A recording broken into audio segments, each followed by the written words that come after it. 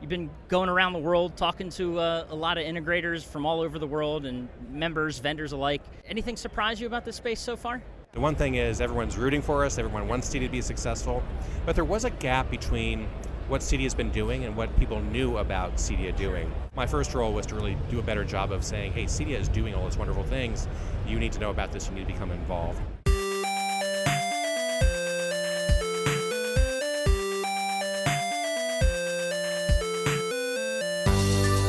Welcome into the Independent Thinking Podcast. This is your host, Rob Stott.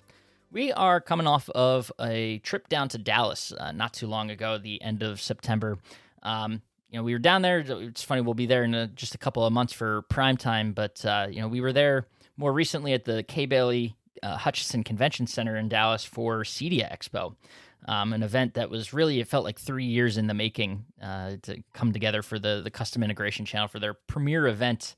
Really an awesome time. I mean, you talk about a show that saw the payoff of a couple years of waiting and anticipation building coming back together on the other side of this pandemic, and CEDIA experienced it. I mean, the show floor was buzzing, the education was top notch, to see members and vendor partners and custom integrators, and of course CEDIA, the association down there, was just really an experience, and one that the HTSN and ASEAN Unlimited and all the teams that we had down there with our tiny home, great to experience. But while we were there, we also wanted to take the chance to sit down with CEDIA, the association, and what better way to do that than with the new global president and CEO of CEDIA, that being Daryl Friedman, who you may know most recently coming from the Recording Academy, the organization that puts on the Grammys every year, and just an awesome opportunity to sit down, learn about Daryl, his background, his familiarity with the CEDIA channel, thanks to his time with the Recording Academy, and talk to him about all the things that the association has going on, how they're supporting the industry,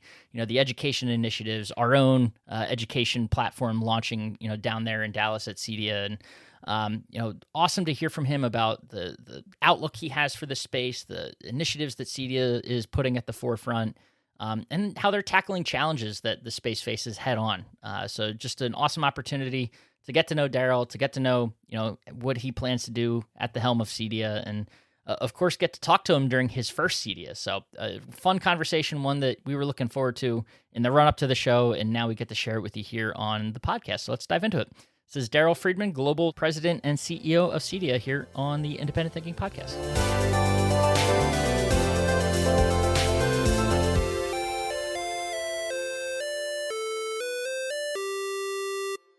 All right, we are back on the Independent Thinking Podcast, and excited right now to be sitting down with the Global President and CEO of CEDIA, Mr. Daryl Friedman. Appreciate you taking the time, and I feels like you've been doing this for 9 months in this role, and it feels like, I'm sure, like it's either has it flown by, or has it been a long, paced out 9 months here? I will tell you, it's actually flown by. The last 9 months have been a blur, and it's all been kind of focused on this moment, CEDIA Expo coming. So I've really been looking forward to this day, and it's finally arrived, so now I can enjoy it. Awesome. Well, we're glad to steal just a few minutes of your time here for a podcast while we're in Dallas for CEDIA Expo.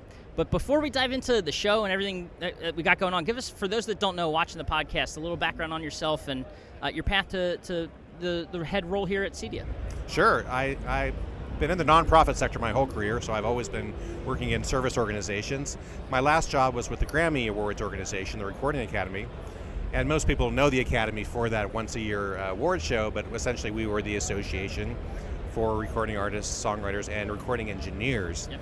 And I oversaw the producers and engineers wing, so we got very involved with CEDIA because we endorse CEDIA's immersive audio technical training.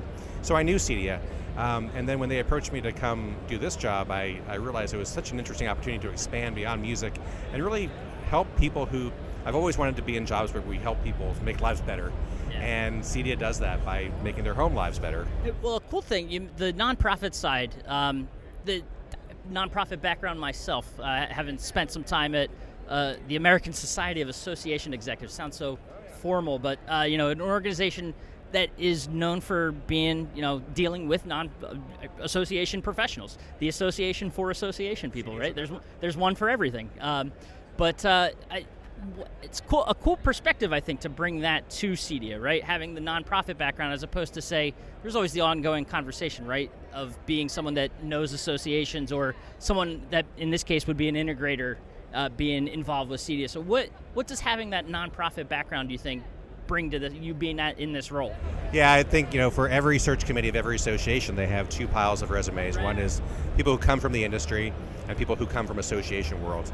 I come from the association world, so I think I'm bringing something that maybe CEDIA needed, which was a little bit more of a professional management and understanding of how to work with boards. And I am the first CEO of CEDIA who didn't come from the industry or from CEDIA itself. But I think maybe my resume was kind of in the middle of those two piles, because I had that experience with audio, I had that experience with CEDIA, and so I did appreciate and value what CEDIA does. So I think they realized the combination of my associational background with my knowledge of CEDIA maybe was a good fit, and hopefully I proved them right. Well, off to a good start for sure, but you mentioned, we said it at the top, only 9 months. Crazy that it's only been that long, but neat to see that you have that experience because of the recording background and being in the music space. But what have you learned in those 9 months? I mean, you've been going around the world talking to a lot of integrators from all over the world and members, vendors alike. But anything surprise you about this space so far? Yeah, I mean, it did, actually. I spent the first 100 days just on a listening tour talking to, I spoke to literally hundreds of integrators and manufacturers and listened to them what they had to say about CEDIA. I will be honest, it wasn't all positive, but it was also very constructive. And the one thing is, everyone's rooting for us, everyone wants CEDIA to be successful, but there was a gap between what CEDIA's been doing and what people knew about CEDIA doing. And so once the show was sold and the CEDIA doesn't own CEDIA Expo anymore, remember, the community was feeling like, well, what is CEDIA's role now? Well, CEDIA's role is amazing. They were doing incredible advocacy work, educational work, connecting people, certification, but maybe not telling the story as effectively as we should have. So my first role was to really do a better job of saying, hey, CEDIA is doing all these wonderful things. You need to know about this. You need to become involved. So really spent the first 6 months with the staff and the board working on a new strategic plan, kind of redefining our value, establishing our pillars, which are advocacy, connection, and education. And now, coming up after CEDIA Expo, we are set to go off in that 3-year plan. Yeah, and your background too, on the nonprofit side, advocacy, is that something that you had dabbled in, or was a big part of your roles at nonprofits previously? Is that right? Yeah, it was more than dabble. I worked on some I say dabble, but we worked on some pretty significant legislation. I knew some of the key members of Congress. Most of what the work I was doing was on the federal level. Right. So we had passed the Music Modernization Act. We helped pass some COVID relief to get that to independent contractors. But what's happening here at CEDIA is so much on the state side and the regulatory side that really it was new for me, and we have a great expert here in Daryl Friedman. We had a great advocacy town hall this morning. 300 people came to learn more about the advocacy work. So I think this is the beginning of re-educating our community about the value of CEDIA. Yeah, no, and I mean, also, aside from learning things, I'm sure you can see some of the opportunities that exist out there. When you think about what you heard from members and from the community, what are some of those opportunities that exist for whether it's the organization or the integrators that are members of CEDIA? Where can they sort of look to the next year or so as areas that they could improve their businesses? I think where CEDIA is primarily poised to help is one, on workforce development, making sure every association I've ever known or been involved with, the membership comes to you and says, help us get more business. Yeah. What I found with CEDIA was every member told me, I have more business than I can handle. I need people. I need technicians. I need trained people, integrators, to go into homes. So workforce development is going to be a key priority for us. We're going to be announcing actually at this show a new initiative to bring more people into the industry, to work in this industry, which is a great industry to work in. So I think that's going to be job one. The advocacy pieces I mentioned, we have to protect the industry. Behind the scenes, we've allowed businesses to stay in business, and people don't even know it. There have been regulatory efforts in states that would actually push our integrators out of the space. So doing that kind of work. On the education front, we have now the only globally recognized smart home certifications, our CIT and IST. So all of those things are really going to be part of our big strategic plan going forward. And you mentioned it, the challenge of finding talent, right? That's something that we hear a lot about here, whether it's at the show or talking to our members of Nationwide and HTSN. And is that a global issue? Are you seeing, as going around talking to these members and, members in Europe, integrators in Europe, are they also facing the same challenges of talent shortage and things like that? 100%. I'm hearing the same message, whether it's London or Los Angeles or in the middle of the country. Everybody's having trouble finding talent. And, this is a macroeconomic issue. It's every industry, but I think just we have such a great story to tell about you can join an industry where you're going to get work, you're going to go into people's homes and make their lives better, and you're going to be well compensated for it. So it's just a matter of telling that story in the most compelling way we can. And I know another part of that too, obviously, is education. And we're sitting here. I think might still be a little wet, but the partnership between Nationwide and HTSN and CEDIA, education. You mentioned one of the big pillars as well, and I know Hank Alexander, our director of HTSN, has made it a big pillar of his as well. Making sure that the members are educated, they have access to education, and had a pretty cool announcement right before the show about the learning academies that are launching, powered by CEDIA for our HTSN members and our ASEAN Unlimited members. Talk about that a little bit, about being able to bring that kind of partnership together. We're so excited by this. This is really a great news for us to tell with this partnership with Nationwide HTSN. We're basically going to be sharing our knowledge in this vast online library of courses and education that are now going to be available to all those members. It gives us a chance to really expand our reach of this wonderful education, and also gives HTSN a chance to have their members be upskilled and get the access to this knowledge. So we're really proud of it. We're really happy to be partnering with them. Yeah, and I know it's really on the HTSN side an expansion of I forget how long ago it was at this point, but I see the man not too far behind the camera, Giles, had him on the podcast talking about the initial HTSN and CEDIA partnership. I want to say it was maybe March or April of 21. Really seeing the two organizations come together, and all HTSN members being basically made members of CEDIA by simply being a member of HTSN. So seeing the partnership grow and just the investment in education, it kind of covers all areas of the industry, right? So talk about sort of, for those that may not be familiar with what the CEDIA education platform entails, what it's end to end, right? Yeah, it's a wealth of information from the very beginning of introduction to the industry to the most advanced aspects of it, including certifications, where we again have the only globally recognized certifications that allow the end user, the consumer, the homeowner, the architect, the designer to know this person is talented and skilled. So it really is just something that's been built up, and we want to share it. We want this industry to be educated.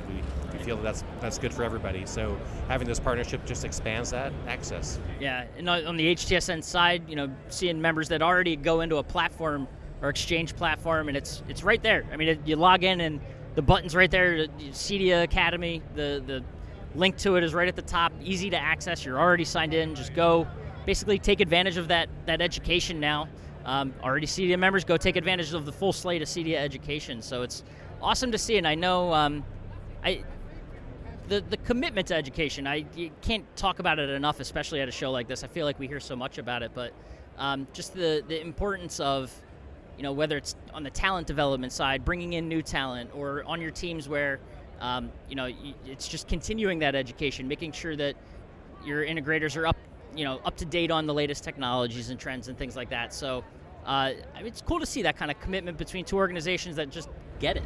Yeah, and the beauty of it is all on demand, so everyone's so busy. At your own pace. Everybody, they can't take time out of a work day. They've got jobs to go to if they want to do it in the evening, on the weekends, the mornings, whatever. And so it's just a really great system. We're proud of it, and we're proud to have this partnership. Yeah, it's awesome. Well, one thing, we kind of buried the lead here. We are sitting at CEDIA Expo. This is your first official CEDIA Expo in the role. So you mentioned it at the top. It's been building towards this. So what's it like to actually be here, and the vibe? You can see it behind us if you're, well, maybe not behind us necessarily, you hear it around us, all of the buzz and excitement of being here in Dallas. So what's it been like for you these couple days? It's just amazing to see the energy, the enthusiasm. First of all, for many people, it's been 3 years since they've even been back together, but this show is full. The show is almost what it was in the pre-COVID days, and great new products out here, great buzz, great energy. And for CEDIA, it's a chance for us to tell our story again and reintroduce ourselves to a whole new audience. So it's really been worth waiting for. anything, well, not to say pick out a vendor or anything, but anything that you were very most excited to see while you were here? Well, I don't want to mention brands because they're all my members, but I mean, certainly the lighting and shading area is something that's going to be a huge growth area. Most integrators are going to find the penetration already is very small. It's going to potential for growth is great, and wellness. I think that's the next great thing for people to be able to stay in their homes and have this new technology that can help them and live a healthy life. Awesome. Well, Daryl, we appreciate the time. This was a lot of fun chatting with you and taking a few moments of your time and doing this from the show floor. It's cool. I can't help but just look around and see the action as it's going on, but this is a lot of fun, and we look forward to catching up again soon and seeing how this partnership continues to grow as well. So thank you. Great. Thanks for having me on. It's been great talking with you. You bet.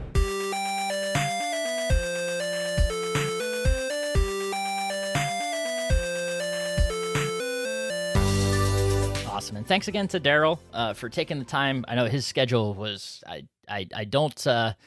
was not jealous of the schedule that he had, whether it was, being on panels and bouncing in and out of meetings and talking to, all of the members and vendors that were down there at CEDIA. But, nice of him. Appreciate that he took the time to sit down with us and have a conversation about, all the things he was seeing, about the channel and at the show, and of course about our own education initiative that we kicked off down there in Dallas. So awesome to chat with him. And like I said, just really appreciate the time. So, and as always, appreciate you listening to the Independent Thinking Podcast, and we'll catch you next time.